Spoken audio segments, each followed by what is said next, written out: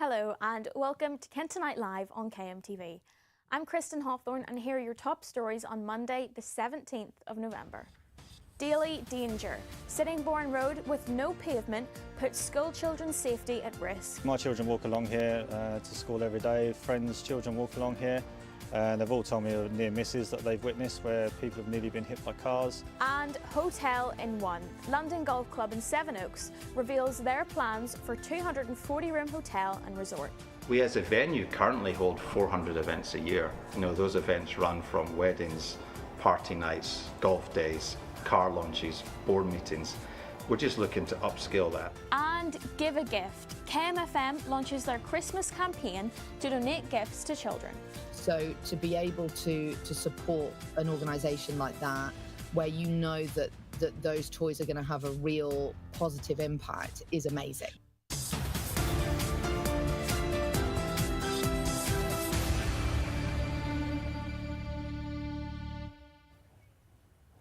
But first, our top story tonight.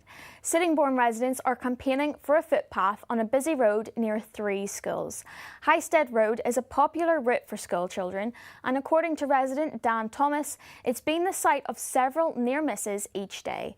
With a new build estate on the horizon, a Section 106 agreement has allocated funding towards highway improvements, but this could be as long as 2 years away. Megan Shaw went down to find out more. It's a perilous walk to Period 1 for school children in Sittingbourne, whose twice-daily commute along Highstead Road has been described as risky and dangerous.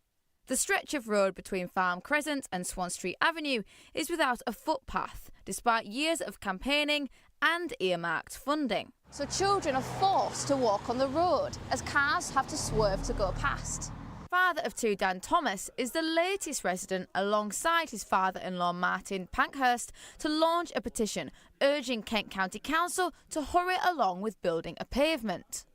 And the pressure is on as planning permission for a new housing estate round the corner has been granted. Yeah, absolutely. My children walk along here to school every day. Friends' children walk along here.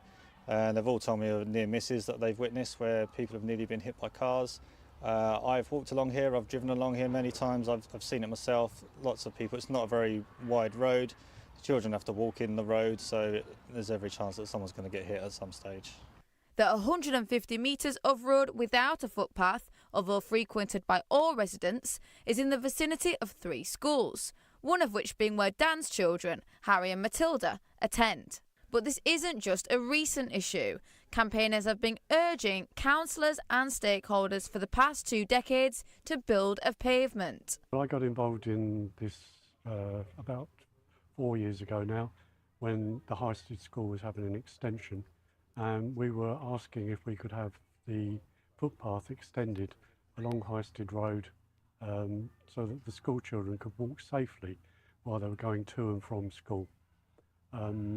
Nothing has happened since then. In the new estate of Swan Street Avenue, a Section 106 contribution includes over £180,000 for the Highstead Road Pedestrian Footway and Safety Scheme, of which Dan has inquired about. Although money has been allocated, Kent County Council are yet to draw up plans. They have said funding for highway improvements in the area, including a new pavement, have been secured through a Section 106 agreement. This funding will be released once the first new homes on Swan Street Avenue are occupied. Progress on the scheme has faced challenges due to land constraints, but we are working closely with landowners to resolve these issues and deliver a safe, continuous pedestrian route. But whether the residents' pleas will push the council to go the extra mile, however, seems to be stuck at a crossroads. Megan Shaw for KMTV in Sittingbourne.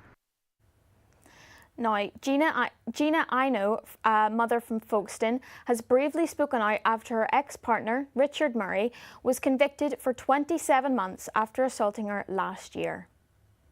On November 7th, at Canterbury Crown Court, Murray was sentenced following the brutal attack at the pair's shared flat in December last year, which left Miss Ino convinced she had taken her last breath. The court heard that Murray has 12 previous convictions for 23 different offences. Miss Ino expressed her fear for any future partners of Murray, saying that she believes he will continue his history of abuse. Regarding his sentence, Ino said, "I don't think it's enough. It doesn't match the harm he's done." Next, brothers who marked the anniversary of their mother's death by brawling in a Sheppey supermarket have been spared jail. Connor, Bryn and Tyler Graham assaulted fellow siblings Brian and Cian Kensett inside the Co-op store in Minster on Christmas Eve 2022. At Maidstone Crown Court on November 5th, Connor Graham was handed a 21-month jail term suspended for 2 years, with 30 rehabilitation activity requirements and 200 hours of unpaid work. Bryn is subject to the same order but told to carry out 60 hours of RAR and 150 hours of unpaid work. Tyler was handed a 2-year suspended sentence with 140 hours of unpaid work. And now, a Sevenoaks Golf Club are hoping to host a future Ryder Cup with plans for a 240-room 5-star hotel and resort to help their appeal. The multi-million-pound development at London Golf Club would also see a spa, sports pavilion and luxury lodges built, making it the latest addition to a sports corridor along the M20 with the Brands Hatch. Finn McDermott went down to find out more. Kent is set to have a new 5-star resort, combining a 240-room hotel, spa, wedding venue, lodges and a driving range at the London Golf Club. This all comes after confirming it with councils, and the project is estimated to cost hundreds of millions of pounds. The idea was started with the Sevenoaks Club's bid for the 2035 Ryder Cup, and while the course has already hosted European Opens and World Match Plays, the resort would make the course and venue more suited for the international tournament and for other large events. It's a venue potentially of national significance, but it's of Kentish significance as well. So, as you said, from weddings to... We as a venue currently hold 400 events a year. Those events run from weddings, party nights, golf days, car launches, board meetings. We're just looking to upscale that to become a venue that would then add international to that. So at the moment we're almost a day-to-day facility. We'd like to extend ourselves into becoming more of a longer stay venue, and a meeting venue, a conference venue, an international, and somewhere that could stage international events. Right now I'm at hole 3 of the Heritage course, and just behind me is where the hotel will be built. 240 rooms complete with a spa, lodges, a sports pavilion and a driving range. But how are we going to get from a picturesque par 3 to a premier golfing destination? The hotel is on this lovely slope of the land. It's got a spectacular view of the golf course, and we thought rather than plonking a building on there, if we could simply sort of terrace the landscape and use the building to sort of fold over the roof, and that informed the architecture, so then it could age like a landscape would age rather than a building. And then that kind of set the narrative for the other buildings across the site, that maybe they could feel like a family of buildings rather than just a series of plonked buildings. This all comes alongside recent developments in the area, as the course is near Brands Hatch and Millwall's training ground in West Kingsdown, creating a strategic sports corridor along the M20. The site also contains a Grade 2 star-listed building that will be converted into a wedding venue for the development, and there's also plans for a sports pavilion, including paddle courts, a gym, a restaurant and an open water swimming lake. The club hope they can welcome the community of customers by 2028, by which point both golfers and holidaymakers can enjoy the resort, whether they're there for rest and relaxation or for a round on the range. Finn McDermott for KMTV in Sevenoaks. And Joe Crosley from Kent Online joined me earlier to discuss Swale councillors who've been banned from a local pub. OK, so Joe, why did the pub ban the councillors? So it came after the decision to bring in parking charges at 6 car parks across Swale. The pub basically said that it was to raise awareness of the damage that they would do, these charges. At the moment in Queenborough, all parking is free. So they say that it would put visitors off and would actually see people go elsewhere. The pub landlord, Matthew Nicholas, told me that he actually thought that the reason so many pubs had survived in that area, there's actually 4 pubs in Queenborough High Street, I don't know many other high streets that can say the same for such a small area, had actually survived, was because of the free parking, and he fears that it will be a nail in the coffin for them. And what was the councillors' reactions? Yeah, so I contacted all the councillors, so there was 10 in total who have been barred from the Flying Dutchman. I contacted them all to see what they all said. Some didn't come back to me, some did.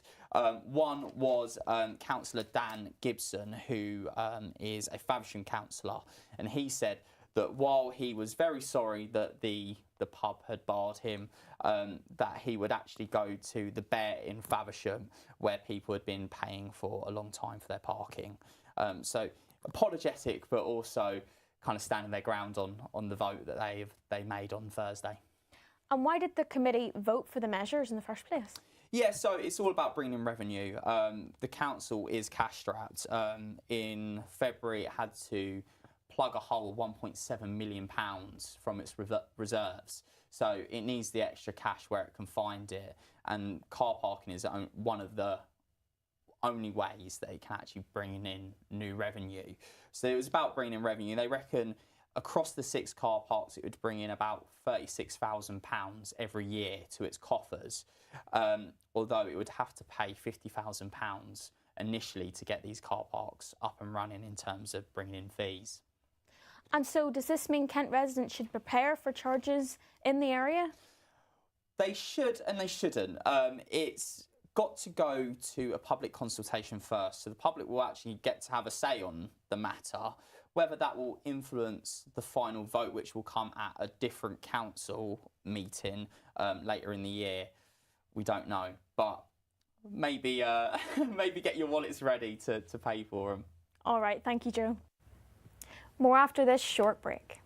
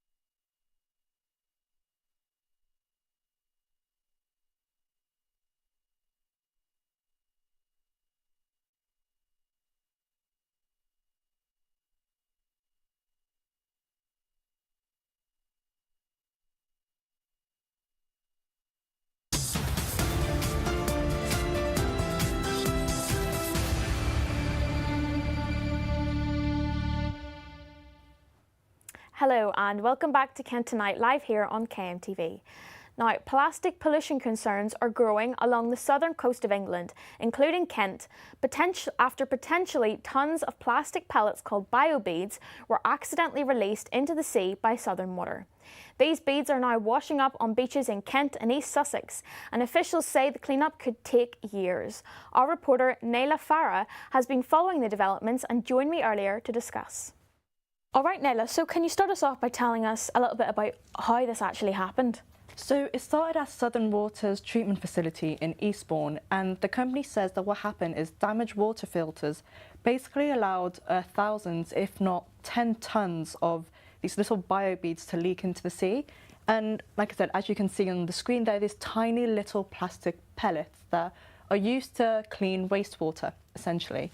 But once they enter the open water, they travel far and they travel very, very fast. I mean, they've already reached the likes of Camber Sands, and Runny Marsh, and even St Mary's Bay, which is just 50 kilometres away from the treatment plant itself. How serious is this? Are Kent coastlines safe? It's quite serious when you consider the fact that this is just another mark on Southern Water's reputation. I mean, they have confirmed that it's very likely, like highly likely, that these beads have come from that specific treatment plant. And what we have to remember is Southern Water is under a lot of criticism and scrutiny in Kent from its residents, especially in regards to sewage pollution in the sea and also increasing water bills. I mean, it was just earlier this year that Southern Water pled guilty to 13 charges for releasing untreated sewage into open water. I mean, they've been fined millions, if not tens of millions of pounds for releasing raw sewage into protected water. And the public aren't happy, Kent's residents aren't happy about this. They are boycotting the company by refusing to pay water bills until Southern Water essentially cleans up its act. In terms of if the coasts are safe, environmental groups, including one called Strandlines and even some members of Southern Water, are cleaning the debris. I think around 80% of the debris have been cleaned so far. But local councils aren't happy. I mean, Rother District Council has warned that it's likely more pellets will come through onto shores, onto beaches in the coming weeks. And then you mentioned there that it's been brought to the attention of the council. Has it been discussed in Parliament at all? It absolutely has. I mean, Emma Hardy, who is the Minister for Water and Flooding in Parliament, she has called the situation, the issue, an appalling pollution incident, and she says that the immediate priority is to protect the wildlife and to prevent further impact on the community on these beaches. And it's not just Emma Hardy who's discussing this, but Folkestone and Hythe MP Tony Vaughan has posted a video on his social media, on his Instagram, basically holding Southern Water to account, saying, come and clean up your mess, stop harming our wildlife, stop harming our birds. So it is being discussed quite a lot, yes. All right, very interesting. Thank you so much, Naila. Now, a primary school in Folkestone has been forced to shut this morning after a water leak over the weekend. Anthony Silk, head teacher of Harcourt Primary School, shared a statement to the parents saying that the school's water supply had to be turned off after a significant water leak, leading to the decision to close the school for the morning at the very least. It's not yet known when the site will reopen, but children will not be back in until this afternoon at the earliest. Now, car park charges in Deal and Sandwich could rise under Dover District Council's plans. Dover District Council's Cabinet has approved the proposals, which could see the long stay fees at some sites increase by 30%. The council says the aim is to manage traffic flows and the number of spaces available in the town's car parks, which are busier than Dover's. Residents of Deal are deeply unhappy with the plans, describing them as disgusting and diabolical. A petition against the proposals has been signed by more than 1,000 people amid fears about the impact on the businesses. The council's Overview and Scrutiny Committee is also demanding the charges be delayed until further investigations are carried out. Now, don't forget you can keep up to date with all our latest stories across Kent by logging onto our website at kmtv.co.uk. There you'll find all the reports, including this one, about how roadworks in Maidstone had an impact on businesses. 3 weeks ago, Luce Road was closed for roadworks. It's caused gridlock traffic and damage to diversion roads, but it's also causing a noticeable difference to local businesses. Our local wet trade hasn't been affected too much, but definitely our food trade. We've noticed it at the weekends, especially when we've got our tables booked in, people ringing up because they're trying to get round the traffic. We've had tables cancel their reservations on the day as well.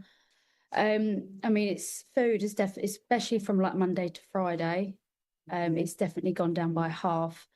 You know, it's not just me that's probably going to suffer, but it's probably everybody else that's sort of this end of town as well.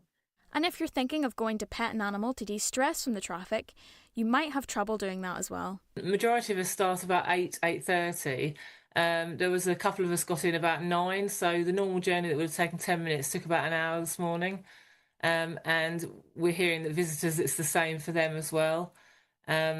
Obviously, it's more important for us to be here because if we're not here, we can't serve the public and we can't be here to tend the goats. But yes, it's been chaotic. I mean, there's queues both ways on the roads, and actually from one of the main road junctions right past our turning to the sanctuary. Yeah, it's chaotic. It is chaotic. While some Maidstone residents and businesses worry that the closure will last until Christmas, SGN have confirmed that everything is on track to close in 2 weeks. In a statement, they said that we're on track to complete this work, enabling the safe reopening of the road by Monday the 24th of November. Sign diversions are in place for affected motorists, while the A229 Luce Road is closed. There are no plans to alter the agreed routes. With some drivers using unsuitable side roads and causing congestion, new signs, marshals and navigation updates are in place to keep traffic on official diversions. A spokesperson for the Kent County Council added that they understand and sympathise with the concerns raised by residents regarding the impact of the recent road closures. SGN have advised us that these works are emergency and essential to maintain gas supply to residents and businesses, particularly as winter approaches and gas demand increases. We've actually got a Christmas fair on the 30th of December, so we really want our visitors to be able to get through because they're all booking online. So obviously once they pay and book at the same time. So we do really want them to be able to get to us because obviously it'd be quite stressful for us to have to refund everyone if they can't get here. So that's a good thing. So hopefully they stick to their word and that will happen. So in the lead up to Christmas, a time when trade matters the most, locals hope they will feel the cheer instead of the traffic. Kristen Hawthorne for KMTV, Maidstone. And now let's take a quick look at the weather.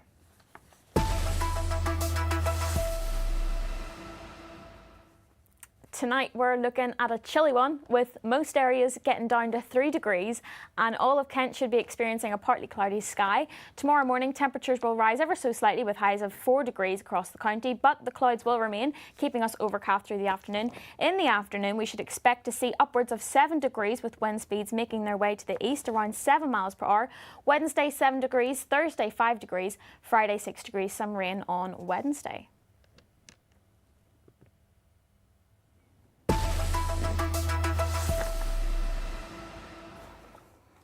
Now, as you just saw, there are chilly times ahead for the people of Kent as the UK Health Security Agency warns of the first cold snap of the year. Temperatures are predicted to drop to freezing later this week as Storm Claudia retreats and cold Arctic air takes its place. The 5-day health alert even warns of potential ice and snow during the later half of the week. To tell us more, our reporter Chloe Brewster joins me now. So after Storm Claudia last week, when will we catch a break?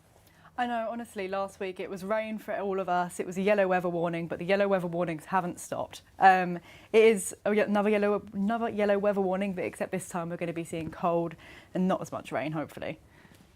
And do you reckon people should be getting out their woolly hats? I reckon they should be. Like towards the end of the week, it is going to get colder. That's because of Arctic air that's blowing from the north, from Scotland, down across the UK. Yeah, so Thursday and Friday, it's looking like we're going to be getting close to freezing, if not freezing. So make sure you're wrapping up at night, but also getting that woolly hat out and getting your scarf.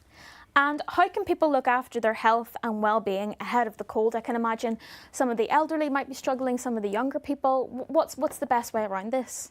So it's always good to look out for your neighbour. we should be looking at trying to keep our houses at around 18 degrees. That's especially important if you live with an elderly relative.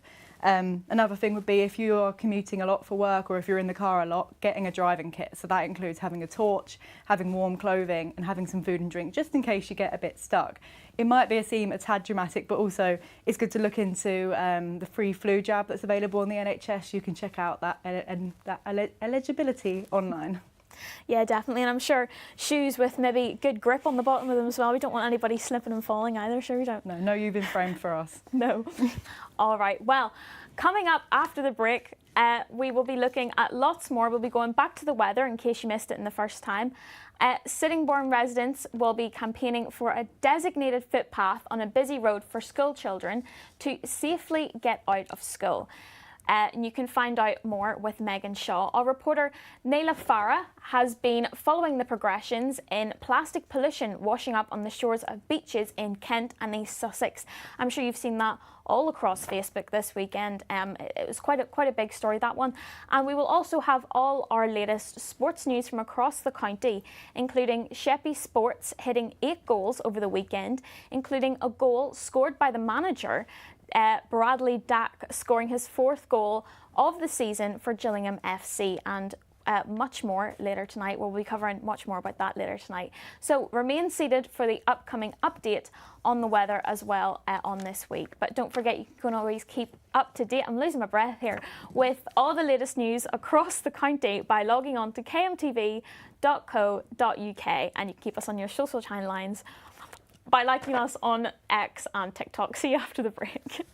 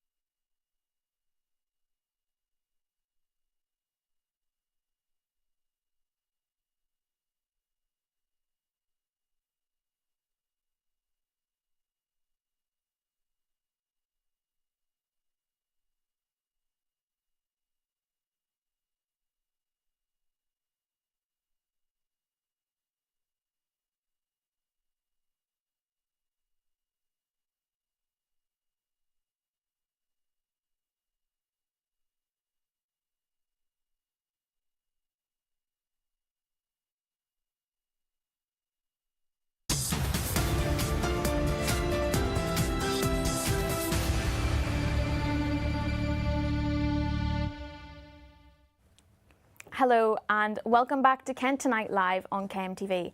I'm Kristen Hawthorne and here's a recap of your top stories on Monday the 17th of November. Daily danger. Sittingbourne Road with no pavement puts school children's safety at risk. Hole in One. London Golf Club in Sevenoaks reveals their plans for 240-room hotel and resort. There we are, and Give a Gift. KMFM launches their Christmas campaign to donate gifts to children.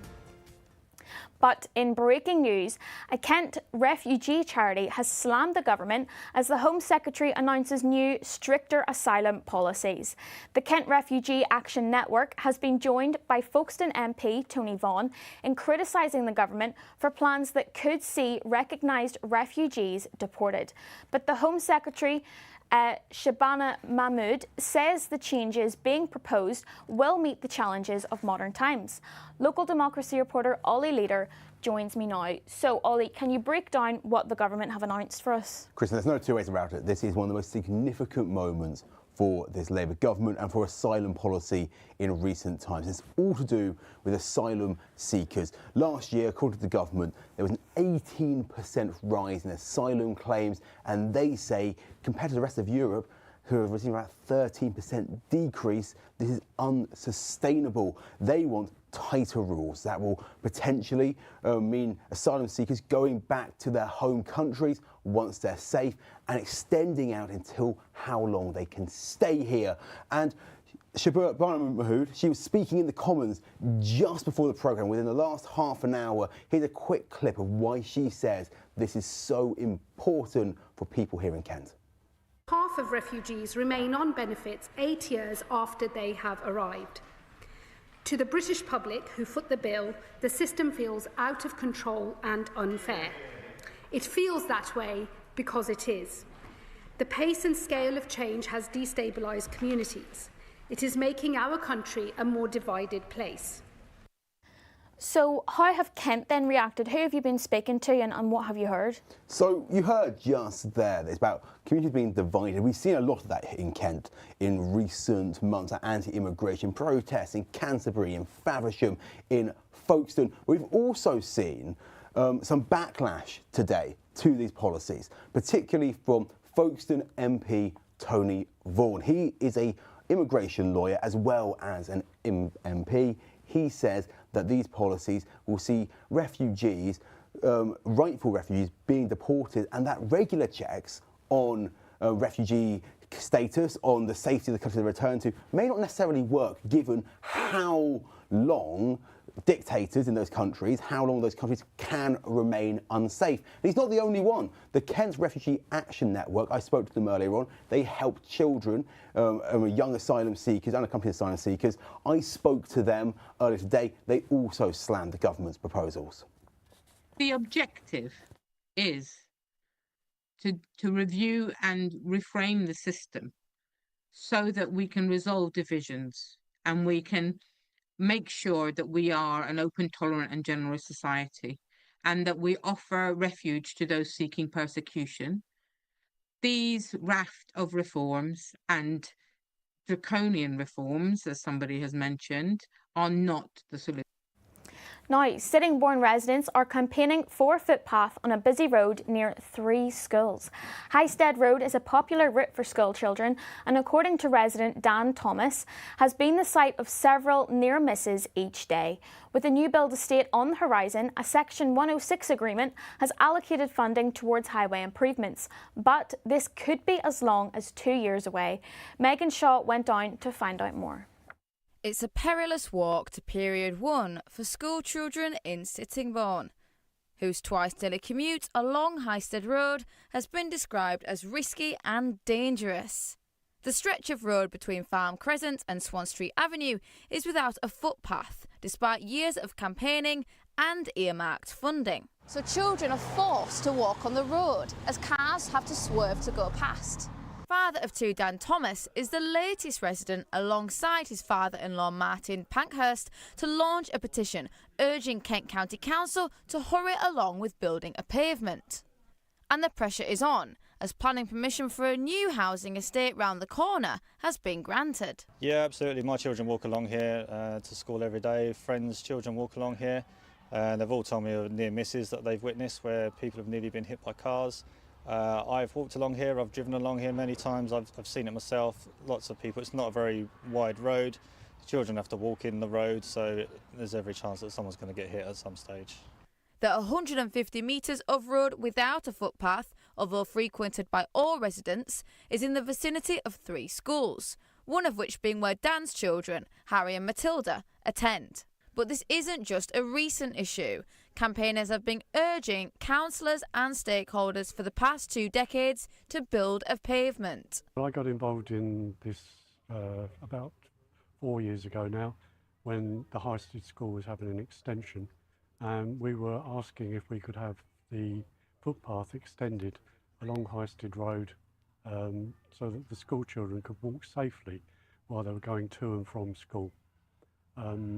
Nothing has happened since then. In the new estate of Swan Street Avenue, a Section 106 contribution includes over £180,000 for the Highstead Road Pedestrian Footway and Safety Scheme, of which Dan has inquired about. Although money has been allocated, Kent County Council are yet to draw up plans. They have said funding for highway improvements in the area, including a new pavement, have been secured through a Section 106 agreement. This funding will be released once the first new homes on Swan Street Avenue are occupied. Progress on the scheme has faced challenges due to land constraints, but we are working closely with landowners to resolve these issues and deliver a safe, continuous pedestrian route.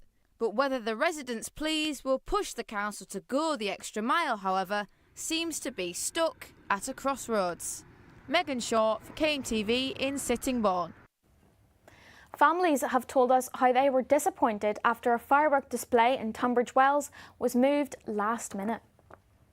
Thousands of people had turned up to see the Christmas kick-off in the town on Saturday, but some visitors were upset that they weren't able to see much of the parade or the fireworks display afterwards. The free event is run by the Royal Tunbridge Wells Together Business Improvement District. Alex Green, who is the chief executive of the group, apologised today.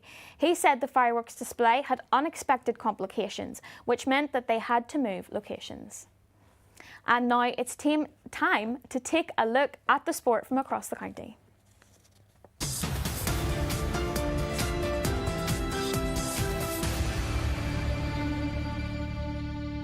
Over to Priestfield as Gillingham's Bradley Dack scored his 4th goal of the season last Saturday. This is his 43rd goal for the club. The goal came in a 2-2 draw against Crawley, which saw Dack convert a cleanly placed shot from a corner routine. This sees Dack become Gillingham's top scorer this season.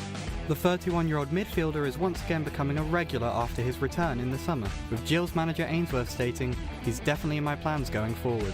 Sticking to the football now as Sheppey Sports hit 8 goals at the weekend, with even their manager getting in on the act. It's been a tough start to the season for the home park side, but they swept aside Lyde to make it back-to-back league wins. Goals from Joe Ganiwa, Jamal Hector Ingram and David Latunde had the hosts 7-1 up before manager Ian Batten was called upon. Moments after the introduction, he'd complete the route from the penalty spot in the 97th minute. Over to the rugby now as Canterbury has ended a 3-match losing streak after a victory against London Welsh. The City side made a confident start after Aidan Moss, Owen Hewitt, Frank Reynolds and Tyler Oliver put Canterbury 19 points up before the half-time. 10 minutes after the break they looked to continue their dominance as Reynolds combined with Presley Farrant and converted his half-back partner's try to open a 31-5 advantage.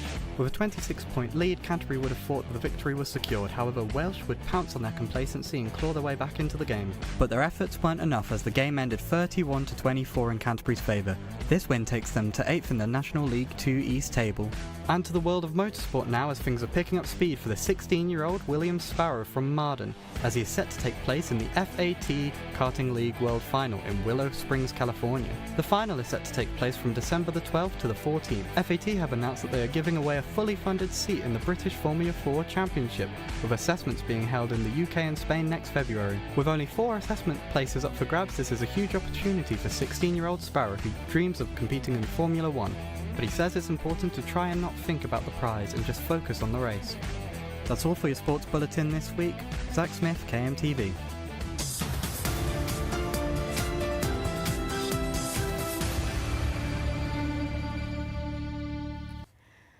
Now, as the climate change conference COP30 continues, Mid Kent College has been telling us how its multi-million-pound work to reduce its carbon footprint has landed it an award. The college scooped the Green Gown 2030 Climate Action Award at a ceremony in the Library of Birmingham on Thursday. The £15.6 million Zero Decarbonisation and Retrofit Initiative is eliminating gas use across its Gillingham and Maidstone campuses and is targeting a 70% reduction in carbon emissions. Mark Pate from Mid Kent College has been telling us more. So what we're trying to do is to reduce our carbon footprint by 2030 to net zero. Something that's really, really interesting about our two sites. So the Medway campus, we have underneath our car park, we have HMS Wildfire, which was used to listen for the bombs coming across in the war. So therefore that prevented us being able to dig a ground source heat pump. We've had to use only air source. So therefore we've put a very large bore field underneath there. So we have 59 boreholes, each going down 152 metres on average. So that's 18 kilometres worth of heat pipes that go under the car park, which you'll never know they're there, and they will generate heat from the earth that then goes into our energy centre and gets converted to provide the hot water and the heating for both of the buildings. My apologies, that was actually Martin Pete, not Mark Pete. When I was practicing that, I read it over as Mark, don't know why. But we have more coming up after the break, which is going to be happening in just a few seconds. But we'll be talking about sports ground rejuvenation in Ramsgate and taking another look at the weather. See you then.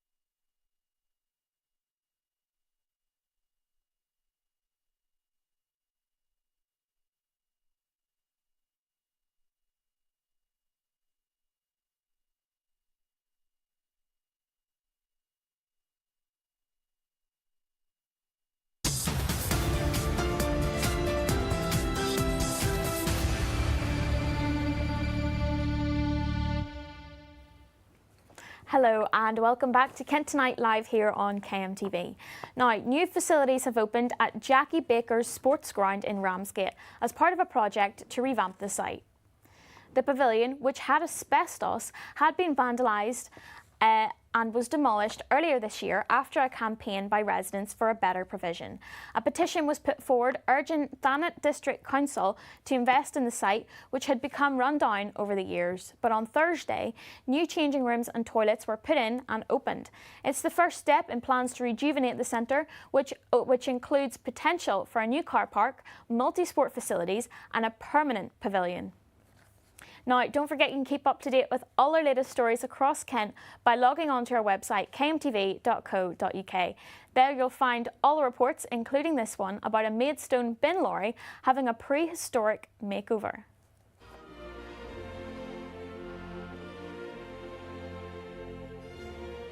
Meet the Binosaurus Rex, the carbon-friendly apex predator of Maidstone's waste collection, silently moving through the undergrowth of Moat Park. You know, we want the children to think about recycling, thinking about litter. They see this driving along, they're excited, and if we can get them excited about recycling, excited about using litter bins, then we're doing our job, because we're keeping the waste from being sent for disposal, we're keeping stuff from being dropped on the floor. You know, these parks are beautiful, we don't want litter. The Binosaurus Rex is an expensive beast. It costs the council around £170,000. But because it's a herbivore, because it doesn't guzzle those fossil fuels every other bin lorry does here in Kent, it also makes it cost effective and potentially the future for waste collection here in Maidstone. Now, I'm sure that people want to reduce their council tax, so this is more expensive to buy. But over the lifetime of a refuge vehicle, it can be 20 years, we will definitely save money. I mean, 300 litres of diesel a day we're not using. That's a lot of diesel. But what difference does any of this make? You go faster than that. Behind the wheel? Can you hear that? There's absolutely no roar on the Binosaurus Rex as it's trundling along here in Moat Park. That's because it's all electric, so it won't be keeping you up in the morning as it's collecting your street waste. That's right, yeah, they'll be amazed, because by the time they keep the collection, we'll be in and out without them noticing we're there. But do passers-by believe the new addition is a dino-soaring success? Fantastic. Good fun. Brightens up, you know, your day when you see something like that. Let's hope people are attracted by it and take notice of it. I like the design, but I'm anti-electric. Maidstone Borough Council's 2030 net zero target means many of the existing diesel lorries are heading for extinction. Love it or hate it, the Binosaurus is here to stay. Ollie Leader in Moat Park.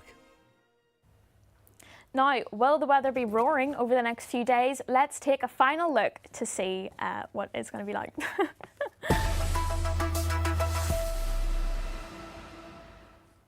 Tonight we're looking at a chilly one, with most areas getting down to 3 degrees, and all of Kent should be experiencing a partly cloudy night sky. Into tomorrow morning, temperatures will rise ever so slightly with highs of 3 or 4 degrees across the county, but the clouds will remain. Into the afternoon, we should expect to see upwards of 7 degrees, with wind speeds making their way to the east at around 7 miles per hour. Wednesday, 70 degrees, rain. Thursday, cloudy skies 5, and Friday, partly cloudy skies 6 degrees.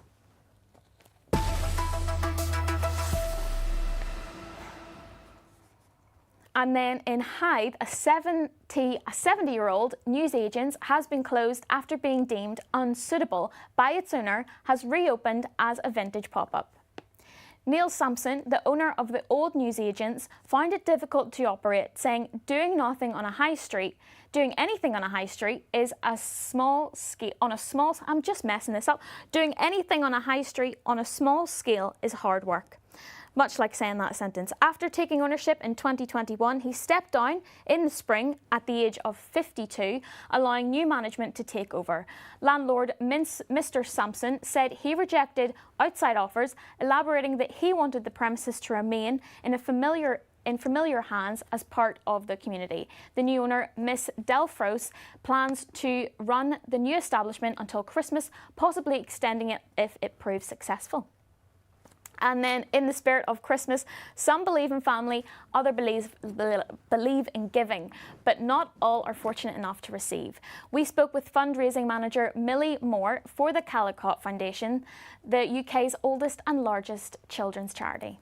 My name's Millie and I'm the fundraising manager here at the Caldicott Foundation. The Caldicott Foundation is a children's charity. It's one of the UK's largest and oldest children's charity. We support some of the most vulnerable young people in the UK. KMFM Give a Gift campaign has supported Caldicott now for a number of years because for many of the children, Christmas has never been a happy or a magical time. Some of these children have grown up where Christmas Day meant arguments, fighting or chaos. It means so much for them to be able to experience a truly magical Christmas. These presents, they're not just toys or items. It also shows the children that somebody cares for them. Last year, one young person that lived with us in one of our homes told us that it was the first Christmas that they'd ever woken up to peace, presents and people who genuinely cared about them. And that is the difference that your donations make to the children here at Caldicott. Rob and Numi joined me earlier to tell us more. Thanks so much for joining us, Rob and Numi. What can you start us off by telling what is the Give a Gift campaign?